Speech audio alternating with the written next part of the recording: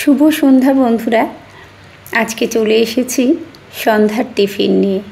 তো আমার বাড়িতে আজকে সন্ধ্যায় কি খাওয়া হচ্ছে সেটাই আমি আপনাদের সাথে শেয়ার করছি।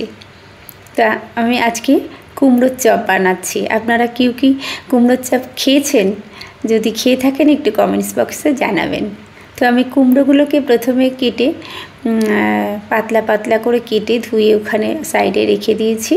এদিকে আমি একটা ব্যাটার বানিয়ে নিয়েছি, যে ব্যাটারের মধ্যে দেওয়া হয়েছে বেসন, অল্প কর্নফ্লাওয়ার, নুন, হলুদ এবং লঙ্কার গুঁড়ো এবং তার সাথে একটু কালো জিরে দিয়ে ব্যাটারটাকে আমি বানিয়ে নিয়েছি।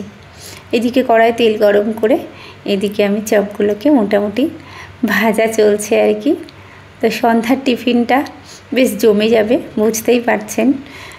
তো বন্ধুরা, এদিকে ভাজা প্রায় কমপ্লিট হয়ে গেছে আর আমি ওদিকে মুড়ি নিয়ে হাজির হয়েছি। মুড়ি মানে মুড়ি মেখেছি আর কি, সেটা যদিও এখানে দেখানো হয়নি।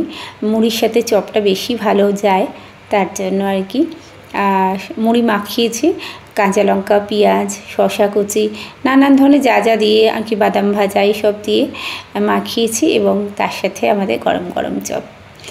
বেশ জমে যাবে, ব্যাপারটা বুঝতেই পারছেন। যাই হোক, কেমন লাগলো একটু জানাবেন।